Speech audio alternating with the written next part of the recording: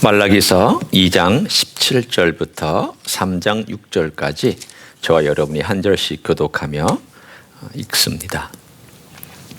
너희가 말로 여호와를 괴롭게 하고도 이르기를 우리가 어떻게 여호와를 괴롭게 드렸나이까 괴롭혀 드렸나이까 하는도다. 이는 너희가 말하기를 모든 악을 행하는 자는 여호와의 눈에 좋게 보이며 그에게 기쁨이 된다 하며 또 말하기를 정의의 하나님이 어디 계시냐 함이니라. 만군의 여호와가 이르노라. 보라 내가 같이 읽습니다. 만군의 여호와가 이르노라. 보라 내가 내 사자를 보내리니 그가 내 앞에서 길을 준비할 것이요 또 너희가 구하는 바 주가 갑자기 그의 성전에 임하시리니 곧 너희가 사모하는 바 언약의 사자가 임하실 것이라. 그가 임하시는 날을 누가 능히 당하며 그가 나타나는 때에 누가 능히 서리요. 그는 금을 연단하는 자의 불과 표백하는 자의 잿물과 같을 것이라. 그가 은을 연단하여 깨끗하게 하는 자 같이 앉아서 레위 자손을 깨끗하게 하되 금 은과 같이 그들을 연단하리니 그들이 공의로운 제물을 나 여호와께 바칠 것이라. 그때의 유다와 예루살렘의 봉헌물이 옛날과 고대와 같이 나 여호와께 기쁨이 되려니와 내가 심판하러 너에게 임할 것이라. 칭치는 자들과 간음하는 자에게와 거짓 맹세하는 자에게와 품꾼의 삭세에 대하여 억울하게 하며 과부와 고아를 압제하며 나그네를 억울하게 하며 나를 경외하지 아니하는 자들에게 속히 증언하리라. 만군의 여호와가 말하였느니라. 같이 읽습니다. 나 여호와는 변하지 아니하나니 그러므로 야곱의 자손들아 너희가 소멸되지 아니하느니라. 아멘. 만약 어떤 사람이 저에게 와서 당신 참 악합니다 이렇게 만약 얘기하면 제가 이렇게 반문할 것입니다. 제가 뭐가 그렇게 악하다고 그렇게 얘기를 합니까? 뭘 근거로 내가 그렇게 악하다고 얘기를 합니까? 나는 그렇게 악하지 않습니다. 내가 무슨 사회에 해악을 끼쳤습니까? 내가 누군가를 죽였습니까? 내가 나쁜 짓을 해서 감옥에 갈 만큼 그렇게 악한 사람입니까? 라고 제가 반문할 것입니다. 어쩌면 여러분도 이와 비슷하거나 그에 준하는 대답들을 하지 않을까 생각합니다. 우리의 머릿속에는 악하다, 악당이다, 그 어떤 나름대로의 그림이 있습니다. 그러면 그 그림에 나는 여기에 안 맞아, 나는 그 정도는 아니야 라고 하면서 내가요 그 정도라고요? 나는 그 정도 아니에요 라고 그렇게 대답할 것입니다. 그 시대나 지금이나 우리는 일반적으로 사회에 통용되어지는 어떤 기준에 의해서 우리를 판단하기 때문에 우리가 그 정도는 아니라고 그렇게 어깨를 좀 뒤로 젖히면서 손을 내밀면서 대답할 것입니다. 말라기가 살았던 그 시대에도 어떤 의미에서는 우리와 비슷한 그런 표현을 하는 표현이 나옵니다. 오늘 2장 17절에 보면 여러분이 이게 지금 이스라엘 사람들이 이런 말을 하고 있구나 라는 것을 여러분이 읽었습니다. 들었습니다. 어떤 말을 하고 있는지를 하나님께서 그들의 말을 그대로 따옴표를 따다가 인용을 하셨습니다. 뭐라고 그들이 얘기했는가 하면 2장 17절에 여호와를 괴롭게 하고도 그들이 말하는 내용입니다. 우리가 어떻게 여호와를 괴롭혀 드렸나이까? 다른 말로 하면 내가 나쁜 짓을 해서 하나님 마음을 아프게 했단 말입니까? 내가 하나님을 괴롭혀 드렸다는 말입니까? 나는 하나님 괴롭힌 적 없습니다. 나는 나름대로 양심껏 살았습니다. 내 교회 와서 봉사도 하고 그리고 하나님께 예물도 드리고 그리고 사람들에게 심하게 그렇게 해코지한 일 없습니다. 내가 하나님을 괴롭게 해드렸습니까? 내가요? 라는 질문입니다. 단순하게 얘기하면 내가요? 라는 질문입니다. 하나님께서 두 번째 말씀을 하십니다. 그랬더니 두 번째 17절에 하반절에 나옵니다. 이는 너희가 말하기를 모든 악을 행하는 자는 여호와의 눈에 좋게 보이며 그에게 기쁨이 된다. 이 말씀은 하나님이 악이고 선이고 간에 별로 신경 쓰지 않습니다. 악을 저렇게 놔두고 선을 그냥 별로 칭찬도 안 하는 이런 사회가 있는데 하나님 과연 살아계시는 걸까요?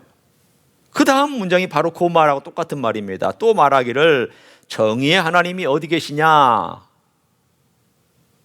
이들의 질문은 충분히 이해할 수 있습니다. 왜냐하면 이들은 열심히 살아왔습니다. 가나안 땅의 약속을 붙잡고 돌아왔습니다. 하나님께서 회복시켜 주시겠다고 하는 그 약속을 따라서 예루살렘 건설하고 성전 건설하고 그리고 성벽 건설하고 그리고 놀라운 부흥도 이루면서 야, 하나님의 나라가 이제 곧 임하겠구나. 기다렸습니다. 기대했습니다. 그런데 하나님의 나라가 오지를 않는 것입니다. 아, 내 생애가 끝날 때쯤 올까? 내가 젊으니까 아직인데 내 생애 끝날 때쯤 올까? 평생을 살았는데 안 오고 죽었습니다. 그렇게 해서 할아버지 세대가 지나가고 아버지 세대가 지나가고 드디어 손자 세대가 됐는데도 불구하고 여전히 삶은 팍팍합니다. 아니, 하나님께서 회복시켜 주시겠다라고 하는 학계의 이야기는 어디 갔습니까? 하나님께서 회복시켜 주시겠다고 하는 선지서의 이사야의 이야기는 어디 갔습니까? 그러면서 그들 마음속에 하나님이 과연 계신가? 하나님은 과연 우리를 돌보시는가? 하나님은요 과연 계십니까? 두 가지 질문입니다. 첫 번째 질문은 내가요? 내가요 그렇게 악하다고요? 두 번째 질문은 하나님 계시는 걸까요? 하나님은요? 하나님이 일하시는 건 맞아요? 하나님이 일하시는 것을 아는 사람은 하나님 앞에 살아가지만 하나님이 일하시는 것을 느끼지 못하거나 인정하지 않는 사람은 사람 앞에서 살아갑니다. 오늘 이 사람들은 기다리다고 지쳤습니다. 하나님께 불만이 쌓였습니다. 밖으로는 얘기하지 않지만 속으로는 하나님 안 계셔. 하나님 역사하시지 않아. 내가 이렇게 하나님을 섬기지만 하나님은 별로 신경 쓰지도 않아. 다양한 스펙트럼이 있지만 그러나 그 스펙트럼의 공통점은 하나님께 불만을 가지고 하나님께 실망한 이야기가 오늘 2장 17절에 하나님께서 그대로 말씀하신 내용입니다. 이 두 가지 질문에 하나님은 친절하게 답해 주셨습니다. 내가요? 라는 질문과 하나님은요? 라는 두 번째 질문에 대하여 하나님은 거꾸로 답해 주셨습니다. 하나님은요? 하나님은 과연 일하십니까? 하나님은 과연 역사하십니까? 라는 대답에 3장 1절부터 6절까지 하나님께서 뭐라고 친절하게 답해 주시는지를 들어보십시오. 먼저 3장 1절입니다. 만군의 여호와가 이르노라. 하나님이 답해 주시잖아요. 보라, 강조하고 있습니다. 내가 내 사자를 보내리니 그가 내 앞에서 길을 준비할 것이요. 첫 번째 사자가 등장합니다. 이 사자는 내 사자예요. 그러면 나라고 하는 이 나는 누구를 의미하고 있습니까? 그 앞에 나와 있는 만군의 여호와를 의미하고 있죠. 만군의 여호와의 사자가 와서 내 앞에 와서 다른 말로 하면 내가 가기 전에 먼저 가서 그 길을 닦아놓고 내가 올 길을 준비할 것이다. 이 사람이 누굽니까? 세례 요한입니다. 우리는 잘 알고 있습니다.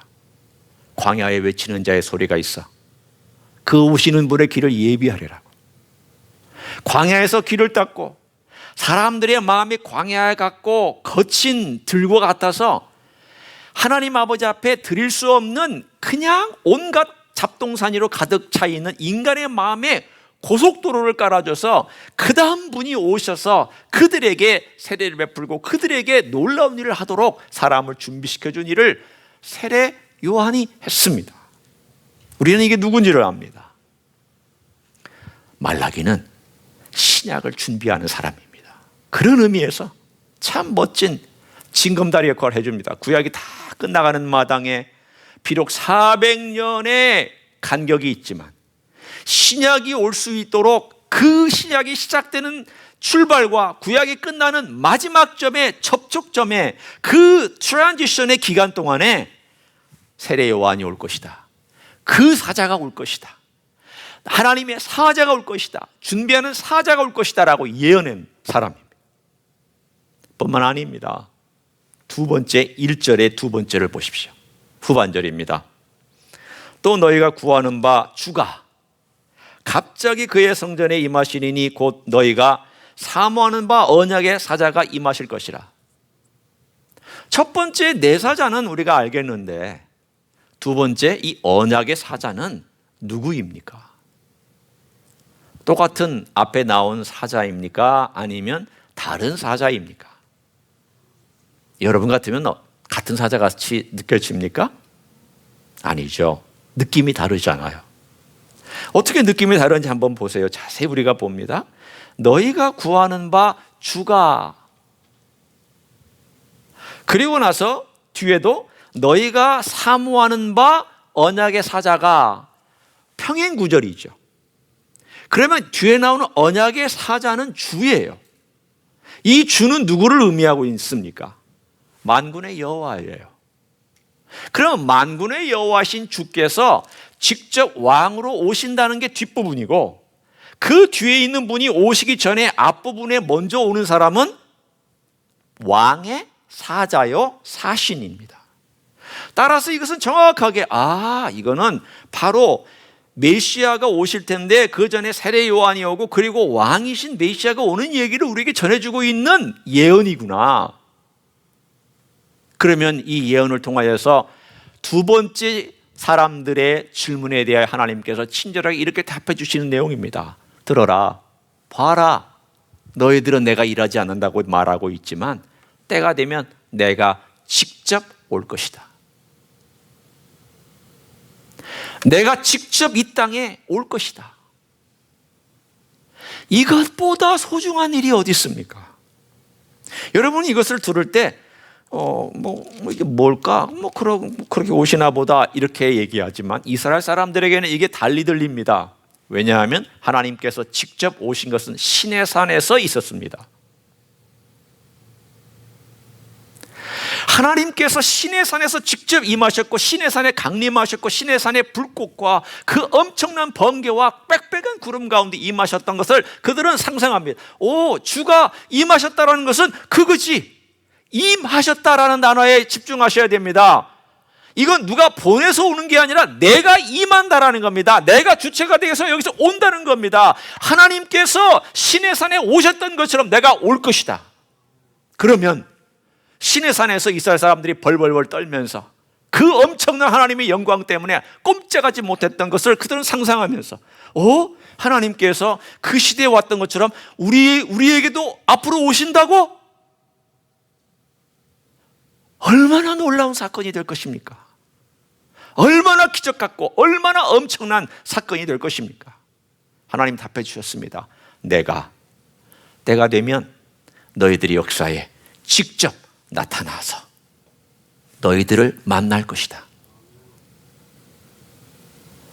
여러분 이 사건은 말라기가 고대하고 400년 동안 모든 성도들이 눈이 빠지도록 기다리게 만든 바로 약속의 이야기입니다. 3장 1절은 바로 그 약속의 이야기를 우리들에게 전해주고 있습니다.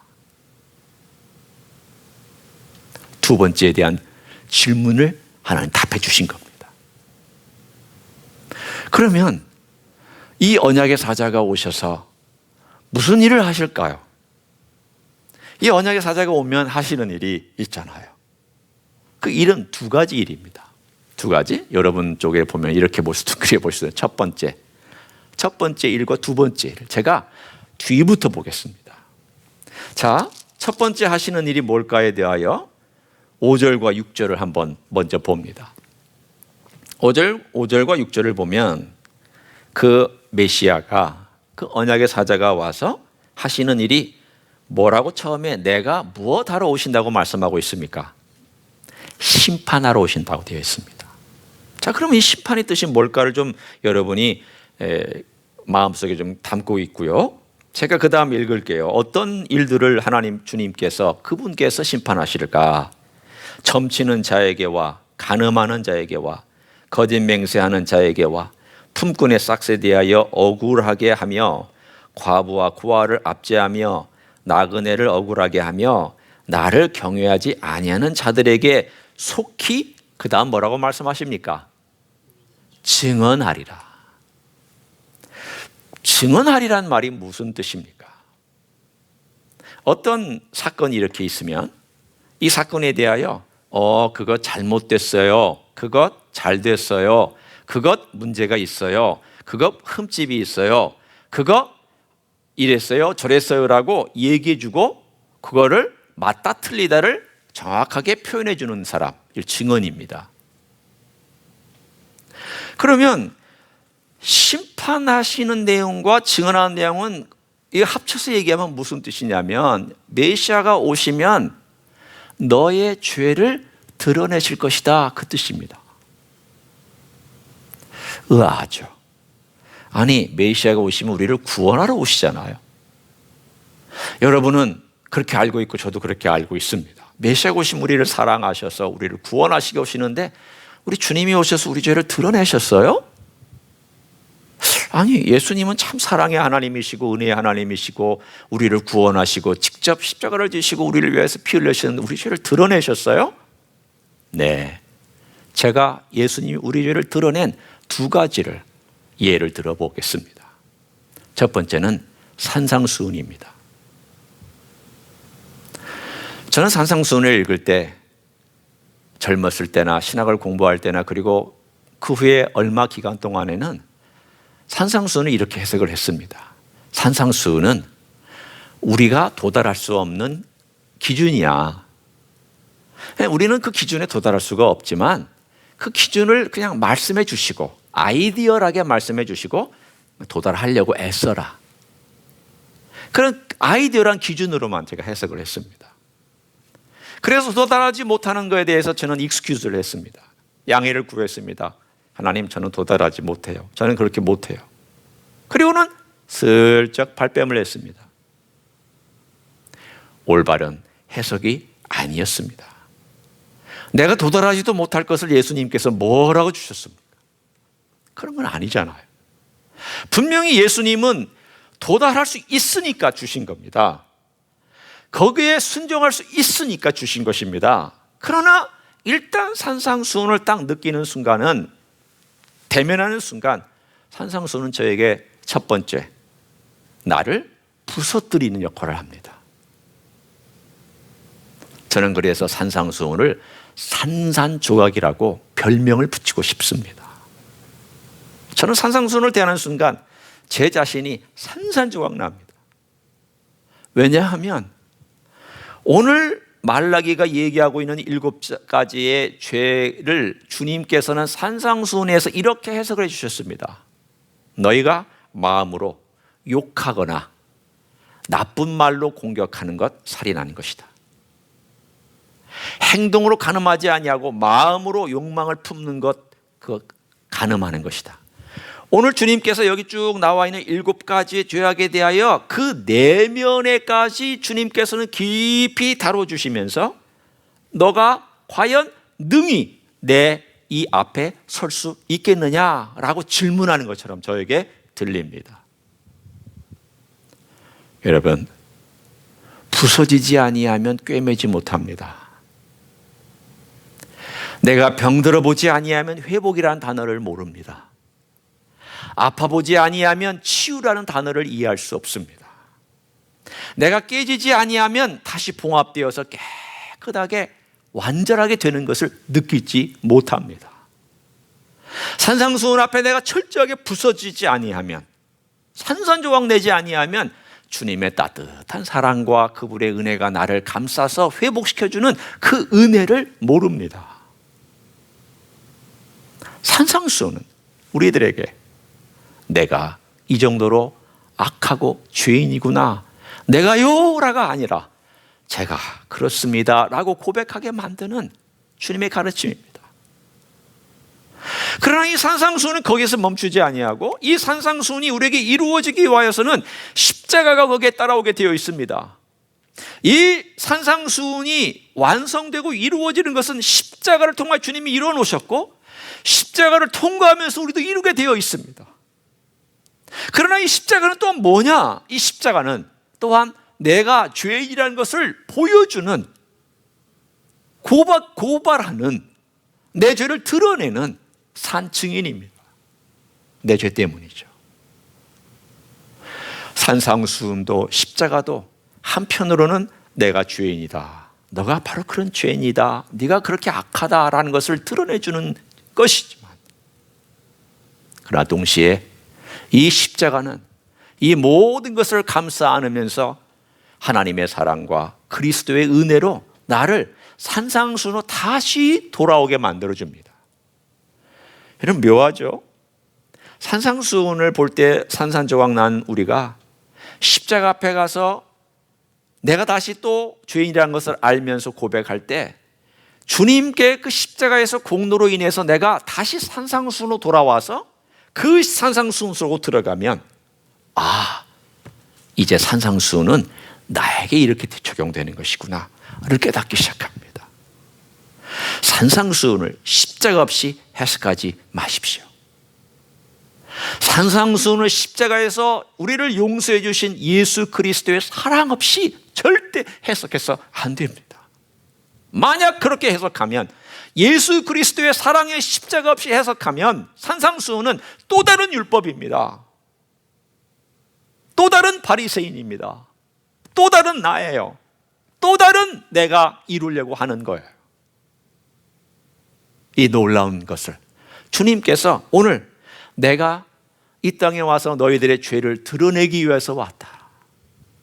그러면 반응이 있어야 되잖아요. 죄를 드러냈을 때 이 드러낸 죄를 고백하고 그분 앞에서 그 죄를 인정하고 그분의 은혜와 그분의 공로와 그분이 우리를 방문한 목적에 대하여서 인정하는 사람은 6절에 나와 있는 내용이 적용될 것입니다. 보십시오. 들어보십시오. 나 여호와는 변하지 아니하나니 나는 약속을 지킨다, 그 뜻입니다. 그러므로 야곱의 자손들아 너희가 소멸되지 아니하느니라. 소멸되지 않는 자가 된다는 뜻은 바로 하나님의 그 약속을 믿고 그분의 그 약속을 받아들여서 내가 죄인이라는 것을 고백하고 그 고백으로 들어가서 예수 그리스도의 그 놀라운 공로가 내 것이 될 때 우리는 생명의 길을 걸어가기 시작한다라는 뜻입니다. 그러면 두 가지에 대해서 다 답해 주신 것이 아닙니까? 자, 제가 정리해 봅니다. 첫 번째 질문은 내가요? 하나님은요? 그랬더니 하나님께서 이렇게 두 번째부터 대답해 주셨습니다. 내가 때가 되면 너희를 방문할 것이다. 내가 때가 되면 너희들에게 와서 너희들의 죄를 드러내지만 너희들의 죄를 드러냄에도 불구하고 거기서 멈추는 것이 아니라 너희들 가운데 구원받는 놀라운 역사가 있을 것이다. 그게 5절과 6절이에요. 내가요 하는 너희들 가운데 제가 죄인입니다라고 고백하는 자들은 소멸되지 아니하고 구원받게 될 것이다. 내가 일하면 반응하는 자가 생길 것이다. 내가 피 흘리면 그 피를 받아들인 자가 있을 것이다. 내가 역사하면 그 은혜를 받아들인 자가 있을 것이다. 그런 사람은 소멸되지 아니할 것이다. 놀라운 신약의 이야기를 우리들에게 전해주셨습니다. 그 소멸되지 아니하는 이야기의 핵심에 2절과 3절이 있습니다. 하나님이 임하실 때 누가 하나님 앞에 설 수 있습니까? 여러분이 목사님, 신약에 보면은 많은 사람들이 예수님 앞에 섰잖아요. 예수님이 다가가시기도 하고 많은 죄인들이 예수님을 찾아오기도 하고 어떤 죄인은 예수님의 옷자락도 만지고 어떤 사람은 예수님하고 말도 하고 구해달라고 예수님 가까이 와서 다윗의 자손이여 나를 불쌍히 여기소서라고 그렇게 호소하고 예수님의 얼굴 보고 막 소리도 질렀는데 누가 능히 설 수 있다라니요? 다 섰잖아요. 다 했잖아요. 오늘 여기에 말하고 있는 누가 능히 서게 있느냐라고 하는 것은 하나님의 질문입니다. 사실은 누구도 하나님이 나타날 때에 설 수 있는 자가 없습니다. 시내산에서 만약에 하나님께서 나타나셨다면, 지금 시내산에 하나님이 나타나셨다면 여러분이나 저는 다 꼬꾸라집니다. 다 죽습니다. 그런데 예수님께서 우리의 몸을 입고 이 땅에 오셔서 우리와 함께 하셨지만, 그러나 사실은 엄밀한 의미에서 예수님을 제대로 안다면 아무도 그 앞에 설 수 없습니다.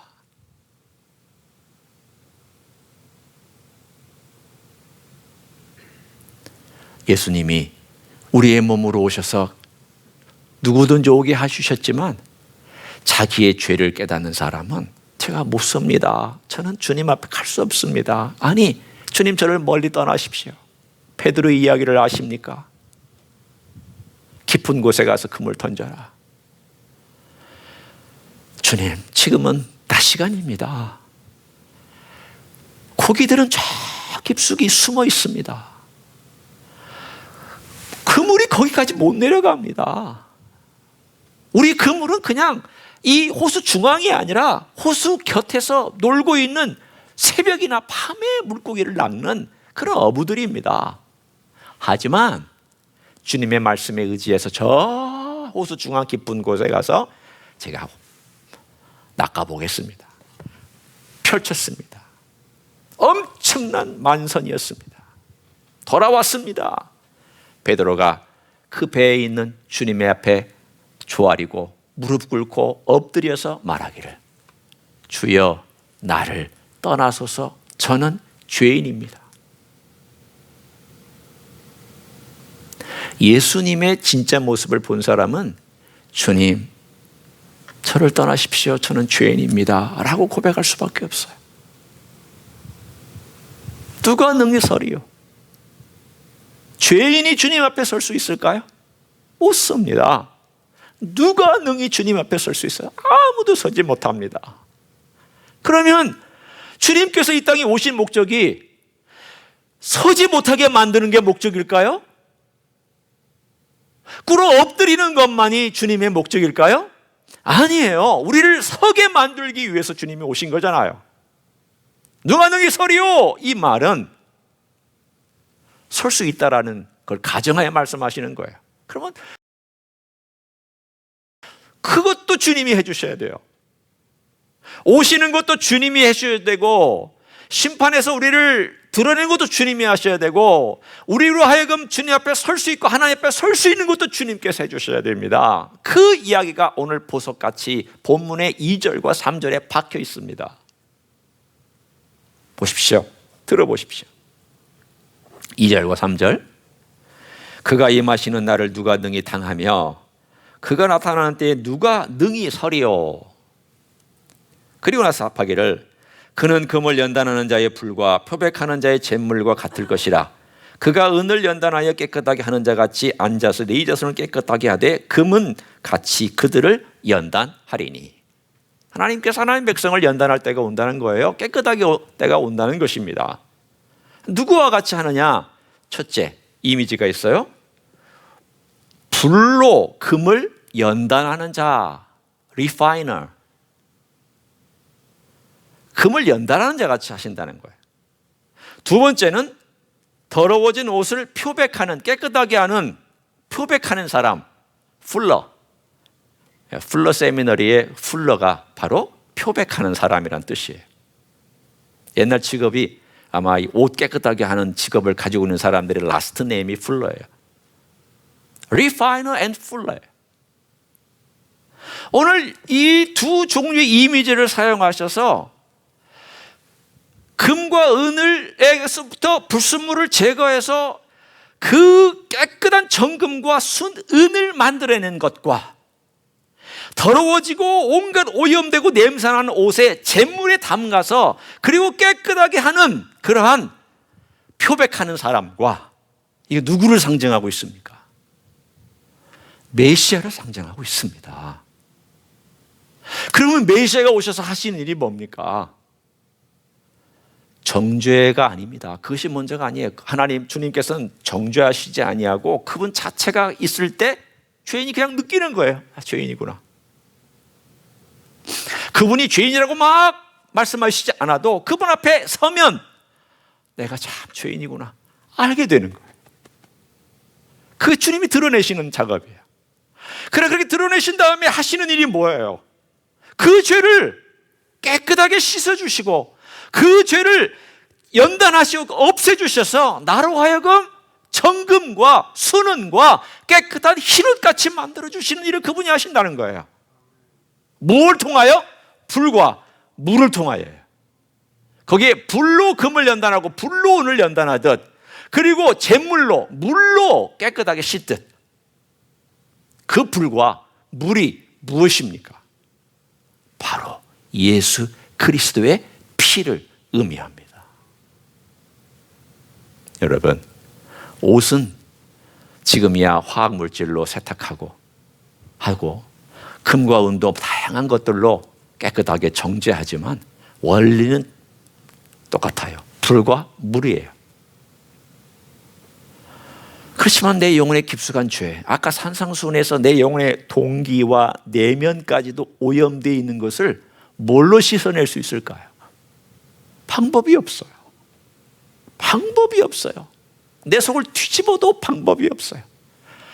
내가 끄집어내고 싶어도 나오지를 않아요.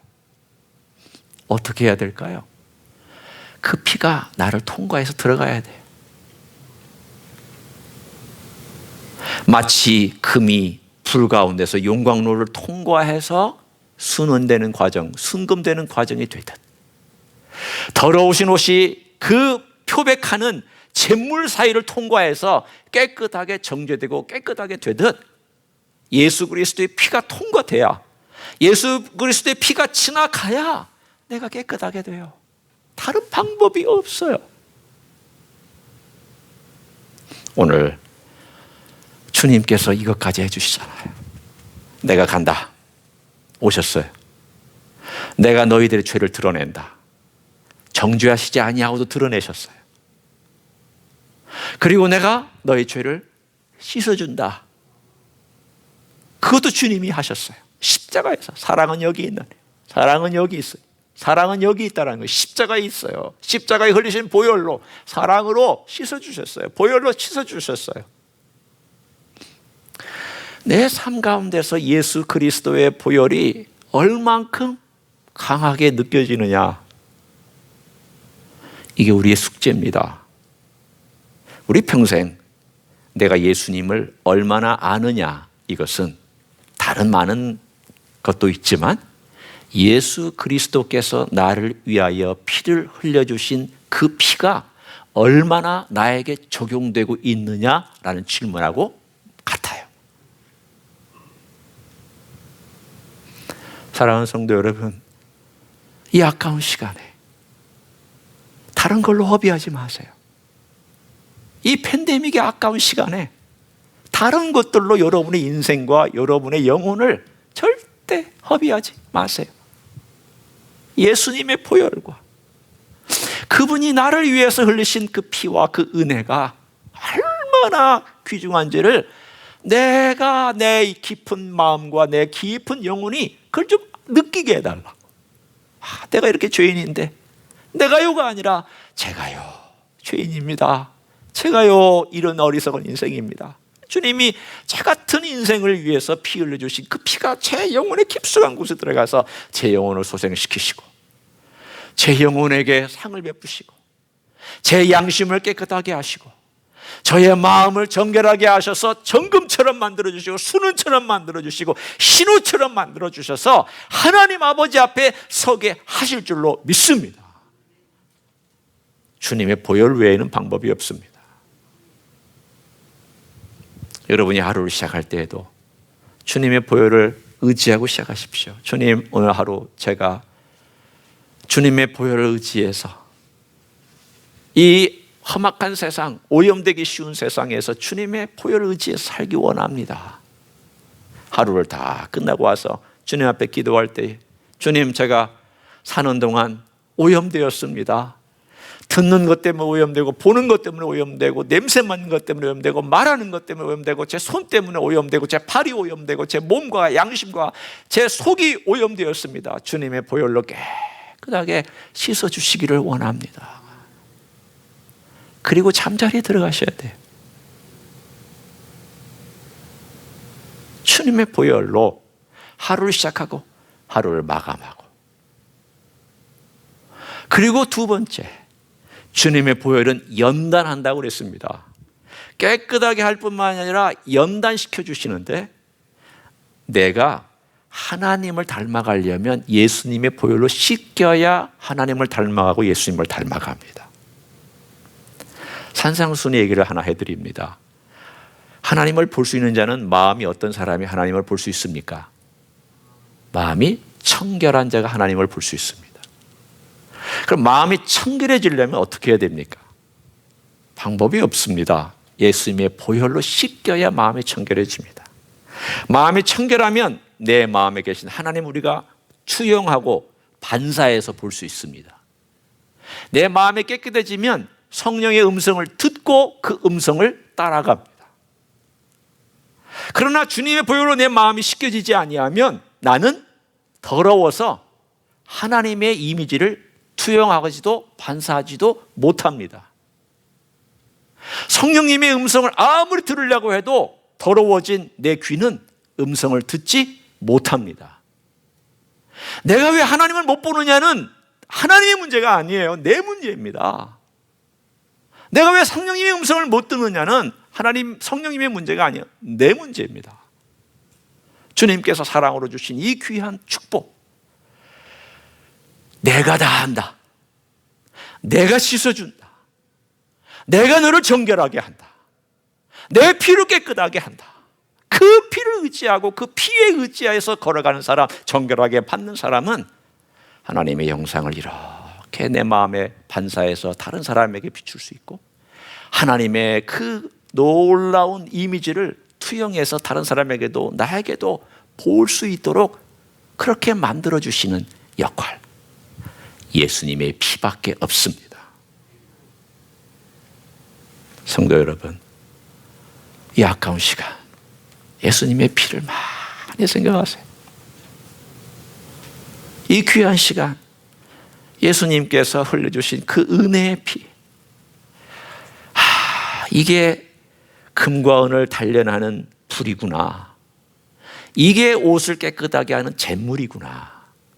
이게 내 양심과 마음을 깨끗하게 하는 주님의 피, 이것밖에 없구나. 이 기간 동안 그런 주님의 보혈을 더 많이 느끼고 더 많이 경험하는 여러분 되시기를 예수님의 이름으로 간절히 축원합니다. 기도하시겠습니다.